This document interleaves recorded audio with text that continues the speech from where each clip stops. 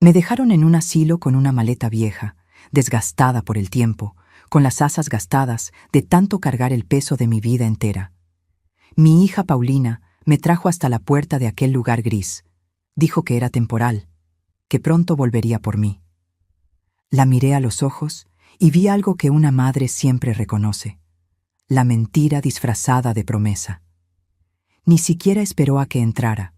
Solo puso la maleta a mi lado, besó mi frente con prisa y se fue sin voltear atrás. Me quedé ahí, viendo cómo su carro desaparecía en la esquina de la calle, llevándose los últimos pedazos de la ilusión de que todavía le importaba a alguien. Entré a ese asilo con 82 años a cuestas y una certeza amarga en el alma. Para mi única hija me había convertido en una carga demasiado pesada para llevar.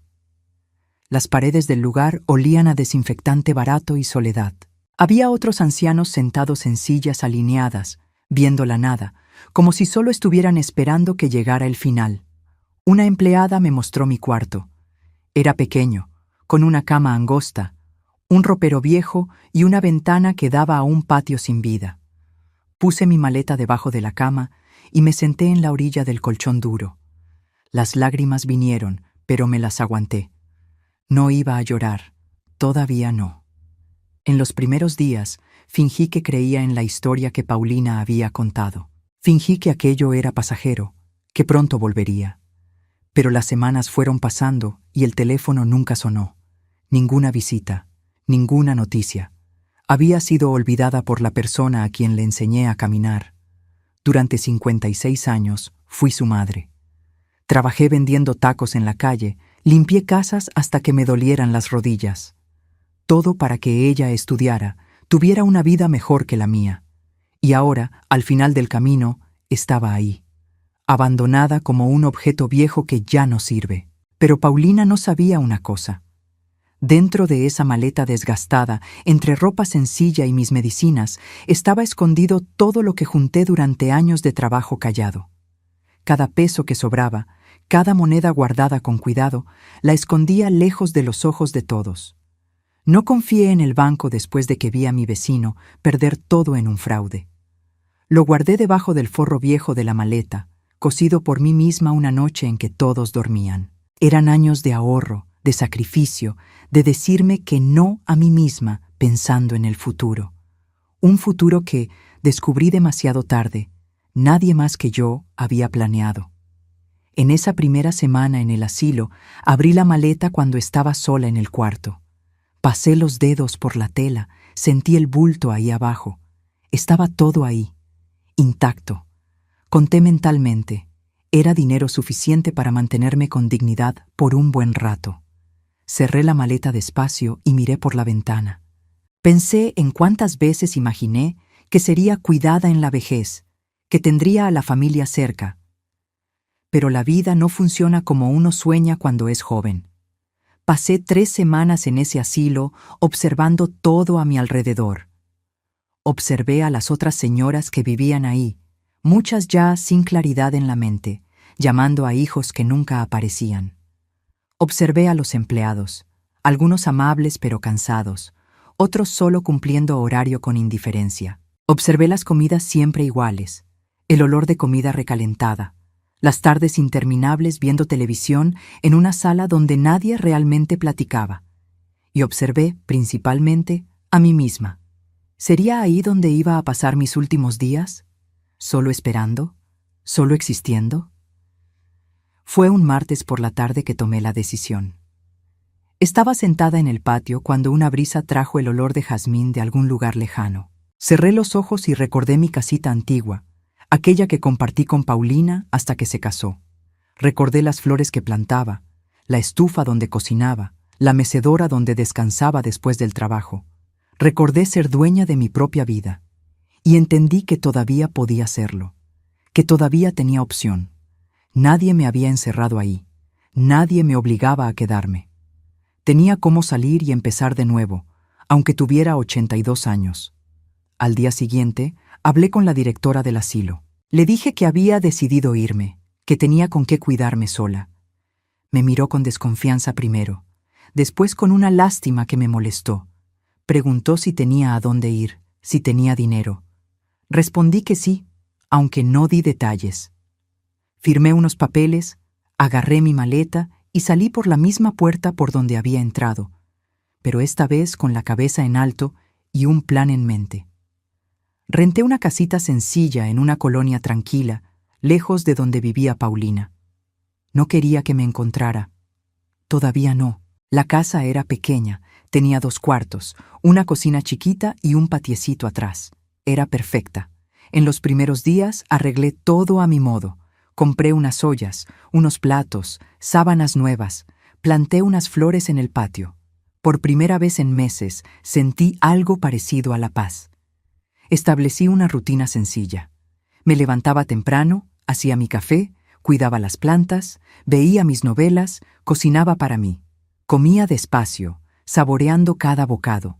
Por la tarde, me sentaba en la puerta de la casa y observaba la calle. Algunos vecinos saludaban, otros se detenían a platicar.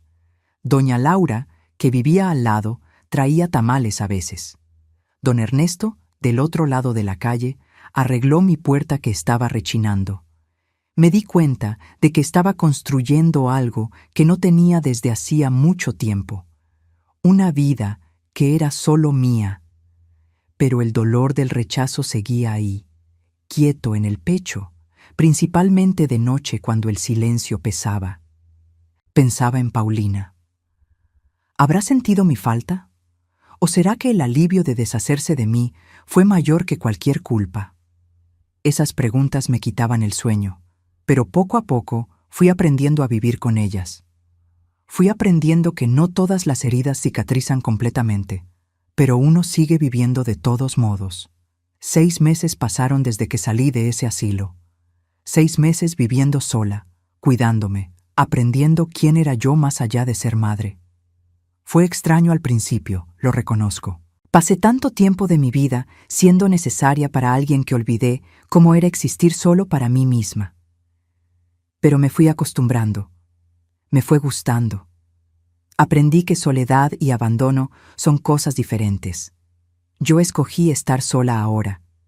Eso hacía toda la diferencia. Fue un sábado por la mañana que escuché el toque en la puerta. 3 toques firmes, después una pausa, después 2 más. Abrí sin pensar mucho y me topé con Paulina. Estaba diferente, las manos nerviosas agarrando el asa de la bolsa. Nos quedamos viéndonos por segundos que parecían eternos. Vi sorpresa en sus ojos, después como que le daba pena. Preguntó si podía pasar. La dejé, no por bondad, sino por curiosidad. Quería oír lo que tenía que decir. Nos sentamos en la salita y el silencio entre nosotras era denso, cargado de todo lo que no se dijo ese día en que me dejó. Finalmente, Paulina empezó a hablar. Dijo que fue al asilo a buscarme, que se desesperó cuando supo que me había ido. Dijo que me buscó por semanas, que preguntó a conocidos, que finalmente una vecina antigua le contó dónde estaba. Las palabras salían atropelladas, llenas de justificaciones que yo ya había oído antes en versiones diferentes. Dijo que estaba pasando por dificultades, que el marido había perdido el trabajo, que no tenía cómo cuidarme en ese momento. Dijo que pensó que el asilo sería mejor, más seguro, que tendría compañía de otras personas. Dijo que iba a buscarme pronto, que era temporal de verdad, que las cosas se complicaron más de lo que esperaba. Cada frase sonaba mentirosa, como si hubiera repetido ese discurso muchas veces frente al espejo antes de venir aquí. Escuché todo en silencio y le dije que entendía sus dificultades, pero que la dificultad no justifica el abandono. Dije que pudo haber platicado conmigo, incluirme en las decisiones sobre mi propia vida. Dije que me trató como un problema a resolver, no como la madre que siempre estuvo a su lado. Y dije, finalmente, que escogí cuidarme sola, porque aprendí que no puedo depender de promesas que se las lleva el viento. Paulina empezó a llorar. Pidió perdón. Dijo que se equivocó, que quería arreglar las cosas. Parte de mí quiso abrazarla como hice tantas veces cuando era chiquita. Pero la otra parte, aquella que maduró en estos meses de soledad, sabía que no todo se puede arreglar con pedir perdón. Algunos puentes, cuando se queman, dejan cenizas que el viento no borra. Le dije que necesitaba tiempo, que no cerré la puerta definitivamente, pero que tampoco iba a fingir que no pasó nada. Estuvo de acuerdo, todavía llorando, y se fue prometiendo volver. Me quedé ahí sentada sola después de que se fue. Pensé en cuántas mujeres de mi edad están en asilos ahora, esperando visitas que nunca llegan, aferrándose a esperanzas que se van marchitando día tras día. Pensé en cómo tuve suerte de haber guardado ese dinero, de haber tenido la oportunidad de escoger un camino diferente. Pero pensé, principalmente, que ninguna madre debería necesitar suerte o dinero escondido para tener dignidad en la vejez. Eso debería estar garantizado por el amor, por el respeto, por la gratitud de quien uno crió. No sé si Paulina y yo nos vamos a reconciliar completamente algún día. No sé si la voy a perdonar del todo o si una parte de mí siempre va a guardar la cicatriz de ese abandono. Lo que sé es que aprendí a bastarme.